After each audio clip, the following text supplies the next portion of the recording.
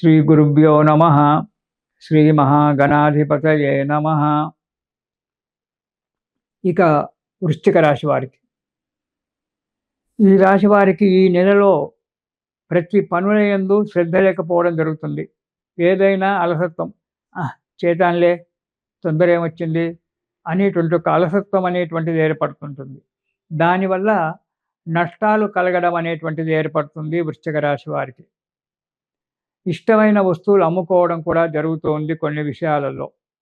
అన్నదమ్ములతో, స్నేహితులతో పోట్లాటలు జరగడము, విరోధాలు ఏర్పడము, ఇవి పోలీస్ స్టేషన్ల వరకు పోవడము, ఇలాంటివి జరగడానికి ఆస్కారం ఉంది.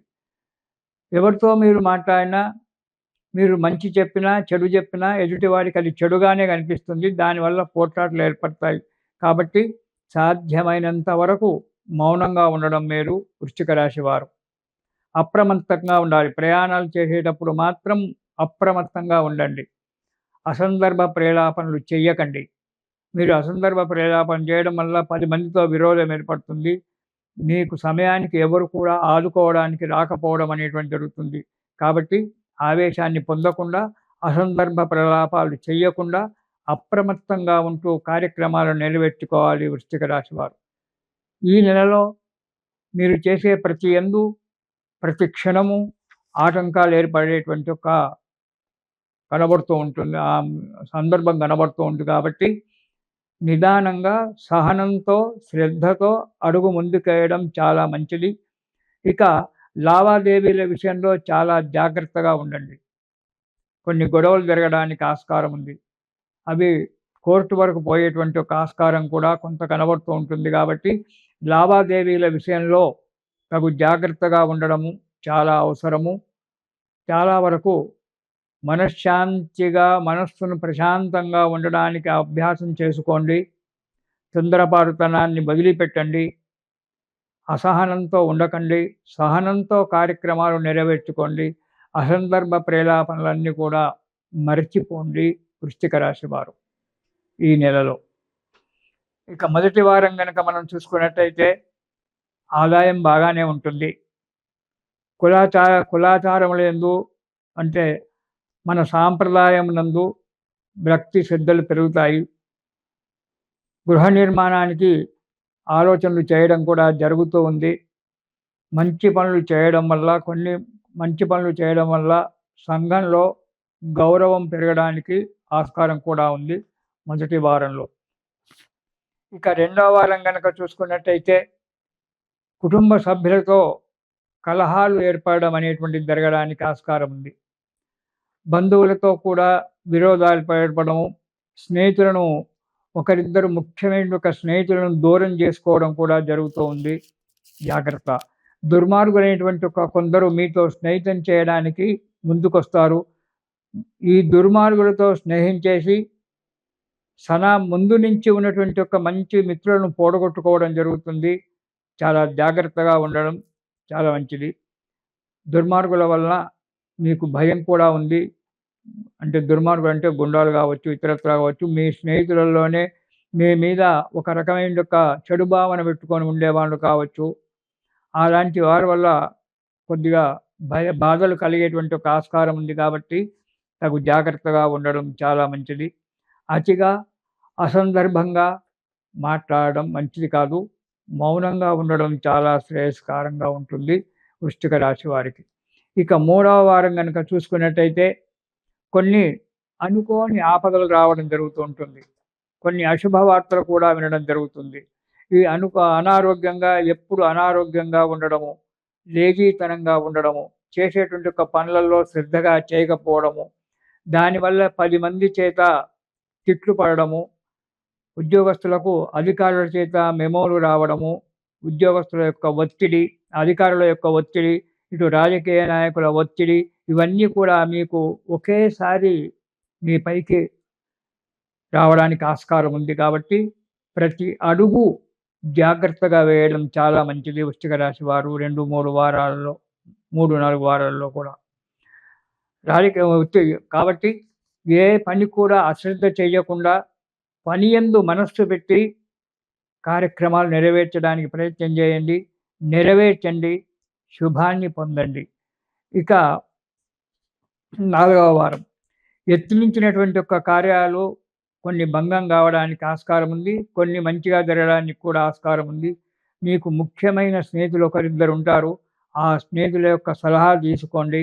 మీ తల్లిదండ్రులు, భార్యాబిడ్డల యొక్క సలహాలు తీసుకొని బాగా ఆలోచించి అప్పుడు గాని అడుగు ముందుకేయండి కార్యక్రమాలకు. లేకుంటే కార్యక్రమం భంగం కావడానికి ఆస్కారం ఉంది. ఎప్పుడు మనస్తాపము. ఒక కార్యక్రమం భంగమైనట్టయితే మనస్తాపమే ఉంటుంది కదా! మన ఆత్మ, మన మనస్సు మనకు చెప్తూనే ఉంటుంది. తప్పు చేస్తున్నావురా నాయనా! తొందరపాటు పనికిరాదు అని చెప్పి ఎప్పుడు బెదిరిస్తూనే ఉంటుంది. కానీ మన మనస్సు మాట మనం వినం గదా! మనం చేసేది మనం చేస్తూ ఉంటాం. అస్థిర బుద్ధి ఏర్పడుతుంది. స్థిరమైన బుద్ధి లేకపోవడము. దానివల్ల కొద్దిగా అనారోగ్యం ఏర్పడడము వస్తుంది. స్త్రీ వలన కష్టాలు రావడము వస్తుంది. స్త్రీ వలన అంటే భార్యే కావచ్చు, తల్లే కావచ్చు, ఇతరత్ర బంధువులలో మీ బంధువులలో స్త్రీలే కావచ్చు, లేదా పరస్త్రీయే కావచ్చు. వారి వల్ల కొంత కష్టం ఏర్పడడానికి ఆస్కారం ఉంది కాబట్టి స్త్రీల పట్ల జాగ్రత్తగా ఉండండి. మాట్లాడేటప్పుడు కూడా తగు జాగ్రత్తగా మాట్లాడడం చాలా మంచిది. కొన్ని సందర్భాలు మనకు అనుకూలంగా ఉండవు కాబట్టి జాగ్రత్తగా ఉండడం మంచిది. అధిక ధన వ్యయం చేయడానికి మీరు ముందుకు అడిగేస్తారు. అధిక ధన వ్యయం చేసి ఆర్థిక పరిస్థితి దెబ్బ తీసుకోకండి. చాలా జాగ్రత్తగా అడిగేయండి. మంచి ఫలితాన్ని పొందండి. ఈ రాశి వారు ఈ నెలలో లక్ష్మీ నృసింహ స్తోత్రము కానీ, లక్ష్మీ నృసింహ కరావలంబ స్తోత్రం గాని ప్రతిరోజు పారాయణం చేయండి. ఇవి చేయడం వల్ల ఆ నృసింహస్వామి యొక్క అనుగ్రహం వల్ల మీ కష్టాలన్నీ తొలగిపోయి సుఖంగా, సంతోషంగా ఉంటారు. తిరిగి మనం వచ్చే నెలలో అంటే 2026 జనవరిలో కలుసుకుందాం. చాలామంది అంటే మీతో పాటు నేను, నాతో పాటు మీరు పనులు కాలేదు, పనులు కావడం లేదు అనేటువంటి ఒక బాధలో ఉంటాం. ఉద్యోగస్తులు చాలామంది ఉన్నారు. మంచిగా చదువుకున్నటువంటి ఒక యువకులు చాలామంది ఉన్నారు. అన్ని రకాలుగా వాళ్ళు ఇంటర్వ్యూలో పాల్గొన్నప్పటికీ ఏదో రకంగా ఆటంకం ఏర్పడి ఉద్యోగం ఆగిపోవడం అనేటువంటిది జరుగుతూ ఉంటుంది. దాంతో చాలా బాధకు గురవుతారు. నిజమే. ఒక వయసు వచ్చినప్పుడు ఉద్యోగం చేస్తూ ఉంటే తండ్రికి తోడుగా ఉండడము, కుటుంబానికి సహకారిగా ఉండడం అనేటువంటిది జరుగుతూ ఉంటుంది. మరి అలాంటప్పుడు ఏం చెయ్యాలి? మంచిగా చదువుకుంటారు. ఇంటర్వ్యూ కూడా అన్నీ కరెక్ట్‌గా చేస్తారు. ఏదో చిన్న విషయంలో మనను ఆ వ్యక్తి రిజెక్ట్ చేస్తాడు. ఏ కార్యక్రమానికి ముందు అడుగులేసినా కార్యక్రమం జరగదు. ఆటంకాలు ఏర్పడుతుంటాయి. మరి ఇలాంటప్పుడు ఎట్లా? దానికి ఏం చేస్తే బాగా ఉంటుంది? అనేటువంటి ఒక ఆలోచన వస్తుంది. 10 మంది జాతకవేత్తల దగ్గరికి వెళ్తుంటారు. ఒక్కొక్కరు ఒక్కొక్క రకంగా చెప్తుంటారు. ఇది చేయండి, అది చేయండి అని. కొందరు చిన్న చిన్న సలహాలు చెప్తారు. కొందరు డబ్బు ఖర్చు పెట్టి ఈ హోమంలో పాల్గొనండి, ఆ యజ్ఞంలో పాల్గొనండి, ఈ యజ్ఞంలో పాల్గొనండి అని చెప్పి డబ్బు ఖర్చులు చెప్తారు. మరి ఇవన్నీ చేయడం మనకు ఇదా? చెయ్యాలి. దైవ కార్యక్రమాలు చెయ్యాలి. కానీ అతిగా పోకుండా మనం సాధ్యమైనంత వరకు ప్రయత్నం చేసి చిన్న చిన్న కార్యక్రమాలను, చిన్న చిన్న ఉపాయాలలో మనం కార్యక్రమాన్ని నెరవేర్చుకోవడం చాలా మంచిది. లలితా త్రిపుర సుందరిదేవి అందరికీ తెలుసు. ఆమె మహా త్రిపుర సుందరి. ఆమె దగ్గర రాజమాతంగిని దేవి ఉంది. ఆమెనే రాజశ్యామల, రాజశ్యామలనే రాజమాతంగిని.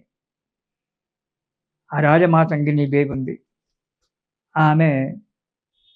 ఆమెకు మంత్రిని.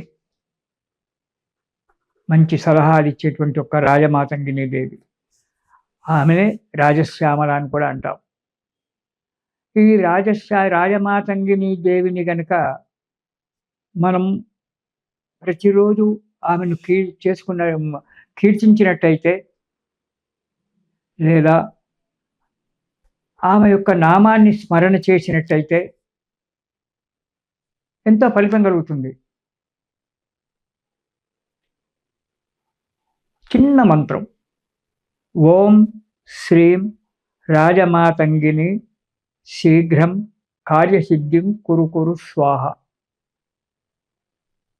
ఓం శ్రీం రాజమాతంగిని శీఘ్రం కార్యసిద్ధిం కురు కురు స్వాహ.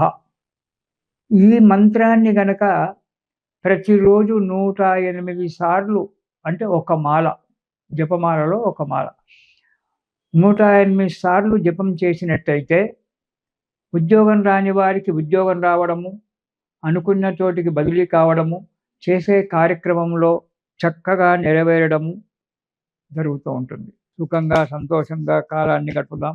ఇది శుభం.